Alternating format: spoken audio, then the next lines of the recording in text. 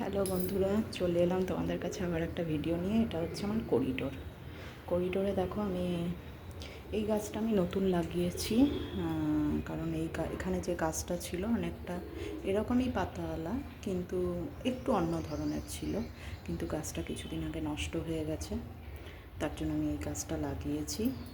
যদিও এই গাছটার পুরো ক্রেডিট আমার মেয়ে আমাকে এনে দিয়েছে এই গাছটা একটু ক্যাকটাস জাতীয়, তোমরা অনেকের নাম জেনে থাকবে। এটা একটা লাগালে একসাথে অনেকগুলো হয়ে যায়, তবে এখন অবধি এটা সেরকমভাবে গ্রো করেনি, কারণ গাছটা এখনও ছোট আছে। মানে ছোট বলতে আমি বেশি দিন হয়নি তো লাগিয়েছি। তো এটা হচ্ছে সেই গাছটা, আর এইটা হচ্ছে আরেকটা গাছ। এই গাছটা ভীষণ ভালো। এই গাছটা দেখতে পাচ্ছ এরকম ফুলের মতো এসছে, এই ফুলগুলো থেকে আবার নতুন চারার মতো বেরোয়। ফুল ঠিক হয় না, কিন্তু বীজের মতো কেমন। গাছটা ভীষণ সুন্দর। এই গাছটা একটা বিরাট বড় গাছ ছিল, তার থেকে এটা কিন্তু একটা চারা গাছ। কিন্তু দেখো এখন এই চারা গাছটাও এত সুন্দর হয়ে গেছে, একটা বীজের মতো দিয়ে দিয়েছে, এরকম এসছে দেখো। তো জানি না আবার চারা বেরোবে কি না, কিন্তু গাছটা আপাতত এরকম দাঁড়িয়েছে।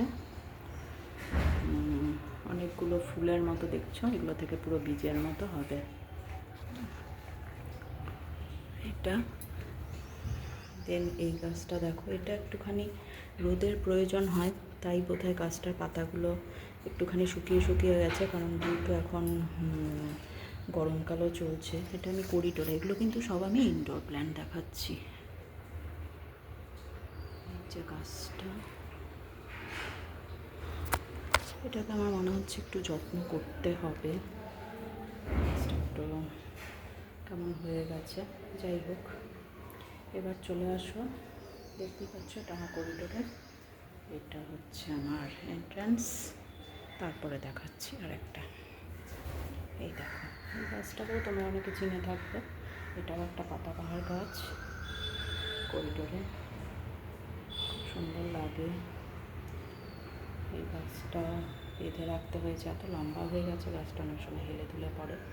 আর যে গাছটা ওখানে দেখলে তারই আরেকটা। আমি কিন্তু কোনো গাছই কিনে লাগাইনি বলতে একটা গাছ লাগিয়েছিলাম। মা গাছটা বহুদিন আগেই তুলে ফেলা হয়েছে। এরা কিন্তু সবাই চারাই দেখো কত বড় হয়ে গেছে, এবং সবথেকে মজার ব্যাপার হচ্ছে ওর থেকে আবার একটা বাচ্চা চারা বেরোচ্ছে। এটা হচ্ছে সবচেয়ে ইন্টারেস্টিং।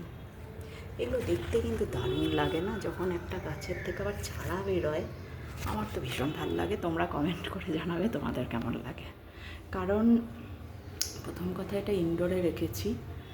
দ্বিতীয় কথা বলতে নেই, অনেক উপদ্রবের সম্মুখীনও ওরা হয়, কারণ ফ্ল্যাটে তো সবার মানে অনেক সময় না থাকলেও অনেক গণ্ডগোল হয়। তারপরে এখানে খুব পায়রা আছে, যে কারণের জন্য প্রচণ্ড অসুবিধায় পড়তে হয়।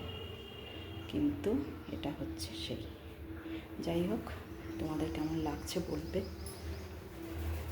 আজকের ভিডিওটা এটুকুই, এখানেই শেষ করছি। Thank you. খুব ভালো থেকো তোমরা, খুব সেফলি থেকো।